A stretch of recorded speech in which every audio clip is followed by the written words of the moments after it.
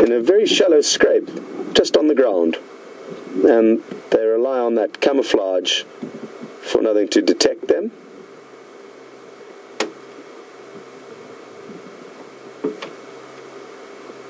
But we haven't been able to show you their chicks. The chicks we saw were probably only a few days old, and that was the afternoon when I think James found the wild dog, about 2 or 3 afternoons ago.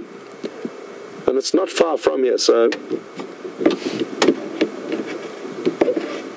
let's go and look for the next family of crowned lapwing and see what we can find.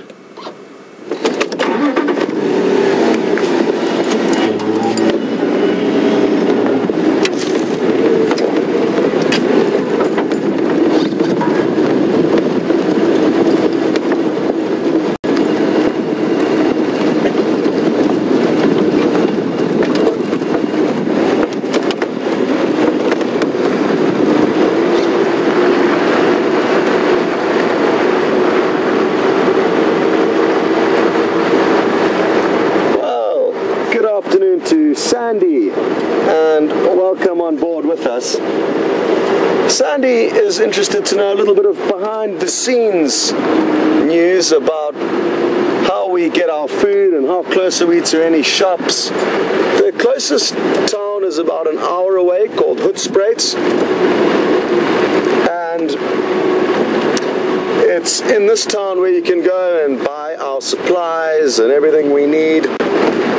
There are a few basic mechanics and hardwares, but it's a small town, but we can get all the basics we need from there. And we're actually very fortunate because so many lodges within the Sabi Sands require food orders. There's a shopping outlet that delivers food to us, so we basically order food in once a week, and that food will survive, will last us for 1 week, and that's easy enough to do. Obviously the perishables you have to manage so that they don't go off, but we live very comfortably here, and there's certainly more hardcore and remote locations that I've worked in where you will only get resupplies with the plane that brings in your guests, which can be quite a tricky one because the more guests you have, the heavier the plane is, which means the less allowance there is for fresh produce.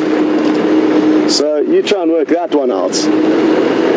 With less guests you can get more food for them, but when you've got more guests you've got to have less food. That was a tricky one to understand, but we are very fortunate here and we get looked after very well. We've got a wonderful chef called Emmanuel, and he feeds us like kings and queens. And about once a week we also have to head out Sandy to go and buy fuel. So that trip allows us to stock up on any luxuries or toiletries or little bits and pieces that we may need from the real world. And it also gives 1 or 2 of us an opportunity to head out and change the scenery. As beautiful as our home is here at Djuma, a change of scenery is always a pleasant change. So once we've been stuck here for a few weeks, it's always good to head out on those fuel trips and stock up on the luxuries we require. James needs to go and buy all his funny seeds. Brent goes through makeup at a hell of a rate, so he goes to all the makeup stores and raids them when he's in town.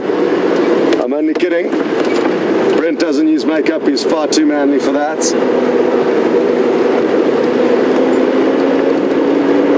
Okay, now we need to focus very closely on the ground, because this is where we are going to start scanning for the family of crowned lapwings with a few little chicks. They actually had 4 little chicks when we saw them a few days ago, and that means it's a completely successful clutch. I've only ever seen a maximum of 4 eggs in their nest, and more often than not 2 or 3.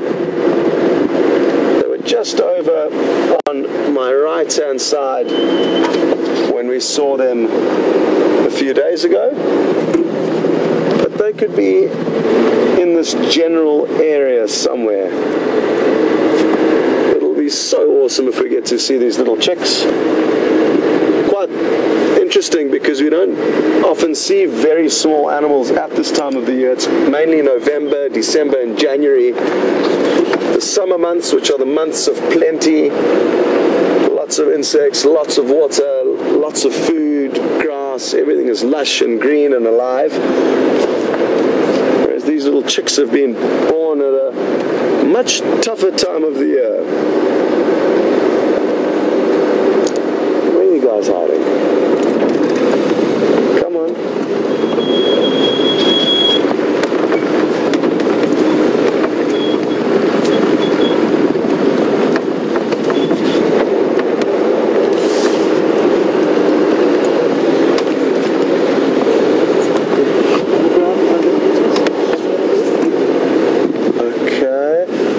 Just spotted a few other birds and they could be in and amongst them, and we'll take a look at those while we scan this open area.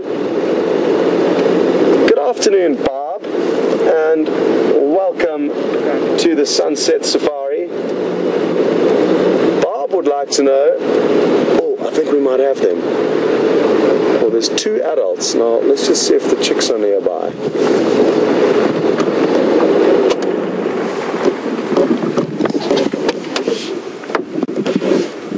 I've forgotten but what Bob would like to know, so apologies. I will get to your question very shortly, Bob. Rainy season.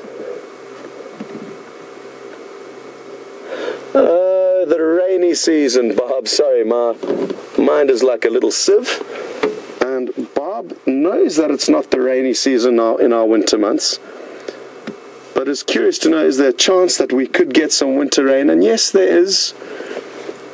Most winters we'll have 1 or 2 small downpours, but not really enough to help the vegetation. It's merely a tease, and there certainly is a chance. Now, where have you left your babies?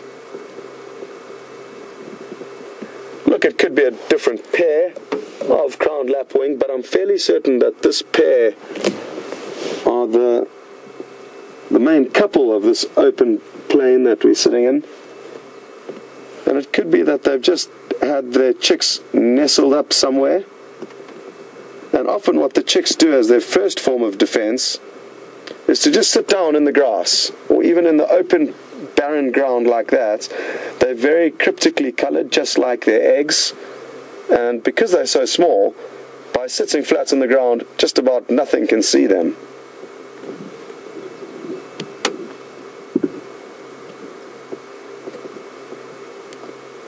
It'll be so awesome if we just see one of these chicks pop up. But I feel that Brent and myself got extremely fortunate the other afternoon and actually probably ambushed them.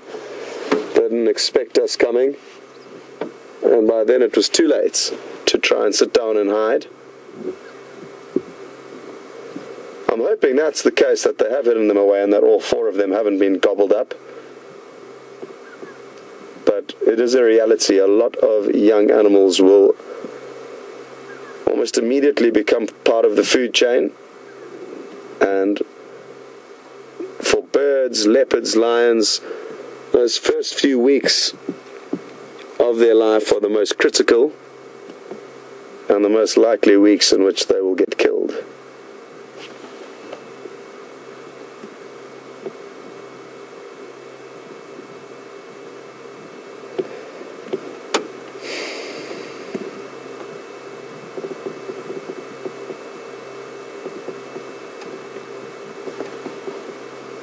It's a very still afternoon. You can hear there's hardly even a bird singing.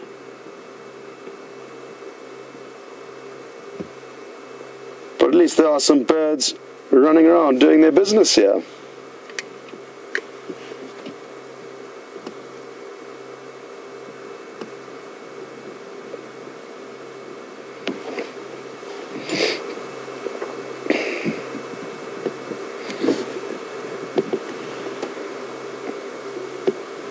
Well, good afternoon, Carol in Kentucky. We're going to head on though and come back and try and find these chicks another day.